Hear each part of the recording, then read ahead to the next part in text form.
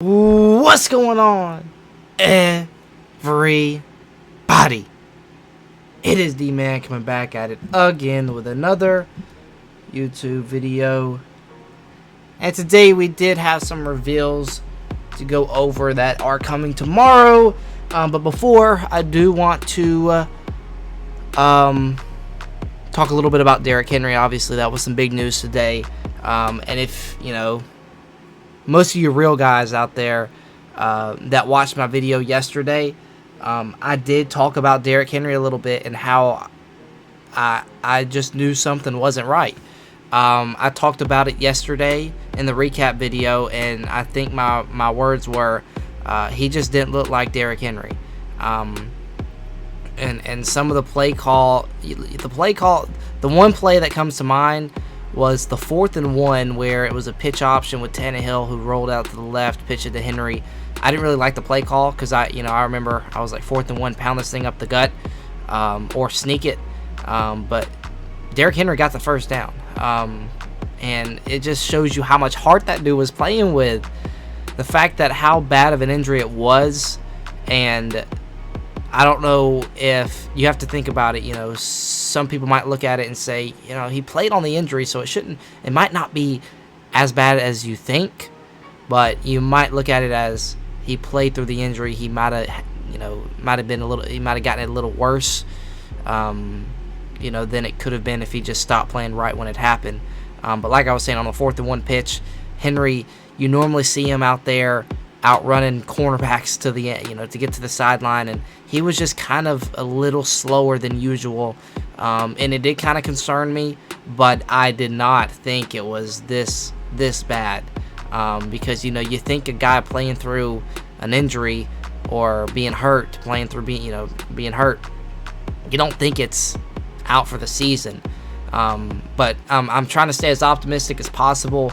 We did bring in Adrian Peterson, which I think was an absolute blessing that he was still available, because I think he can fit our scheme very well. A big, hard-nosed running back that I like a lot. Obviously, he is old. We'll have to see if he has anything left in the tank, but I do think he does have a little bit left in the tank. But it's just so upsetting to me.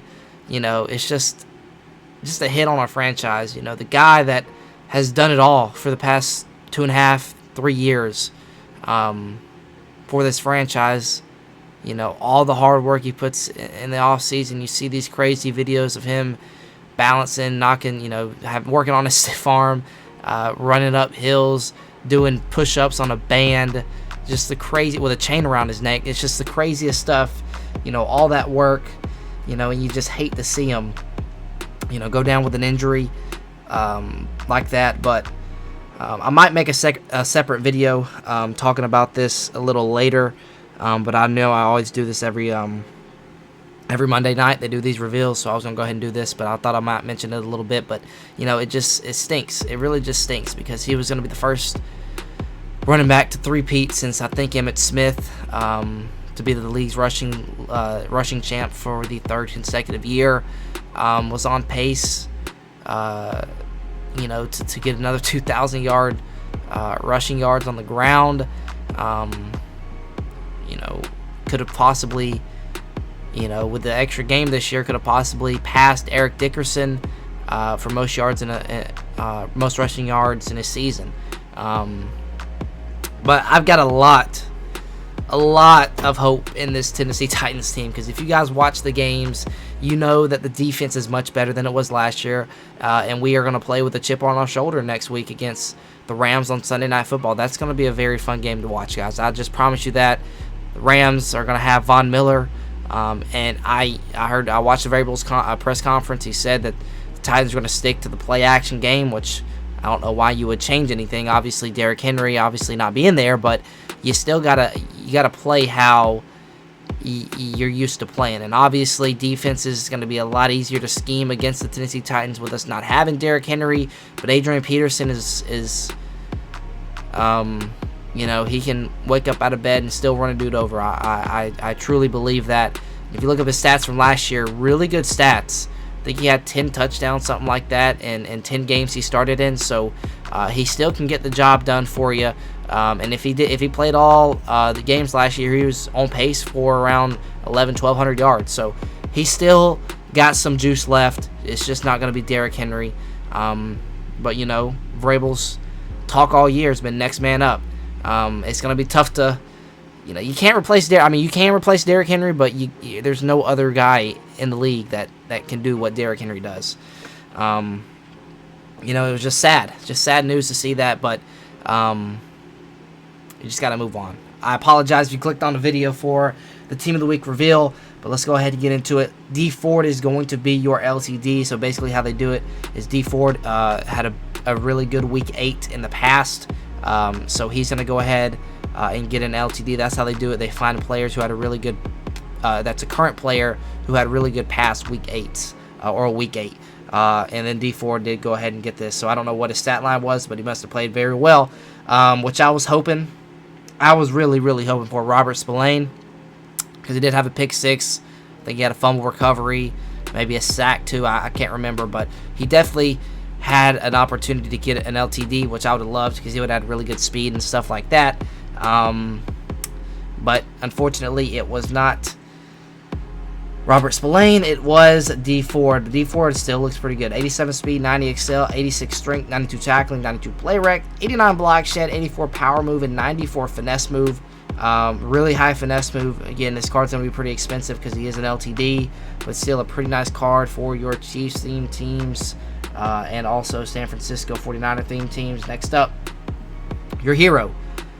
Back-to-back wide receivers. So we got Roddy White last week. We also got Cooper Kupp as the hero last week too.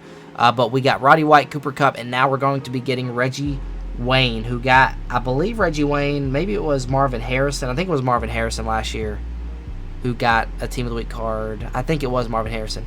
But now we're getting a Reggie Wayne. Last year, Reggie Wayne, I think, did get a legend card too. So he's in the game for back-to-back years.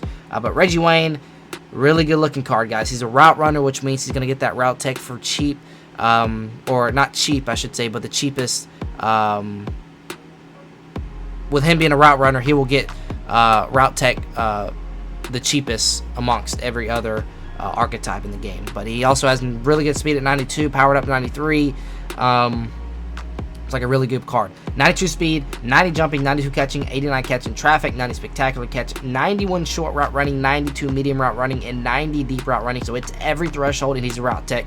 He's a route runner archetype. So this card you'll probably see a lot. I think he has pretty decent height too. I want to go ahead and double check that really quick. He does all... No, he doesn't. The next guy does get a couple other team chems. But yeah, Reggie Wayne is only going to be getting the Colts chemistry. I do want to look up his height real quick. But as I do that, let's check out our last guy. And it's going to be John Abraham. So John Abraham, we saw him last year. I think it was a Falcon last year when we saw his first card. But John Abraham is going to be getting he's going to have a jet card art here. He looks really good too. 89 speed, really impressive speed on a right hand. Really what you want to see. And block shed, power move, finesse move, really all there. 89 speed, 93 acceleration. That's just insane. 88 strength, 89 tackling, 90 play rec, 88 block shed, 87 power move, and 92 finesse move. So yeah, a really, really, really good card. And Reggie Wayne was 6 foot, so not as tall as I thought. I thought he was like 6'1", 6'2". He is 6'1", so again, I still think a lot of people are going to be rocking with him. But good news. Well, so far, I left my strategy item in the Towering Tear. It said it was going to be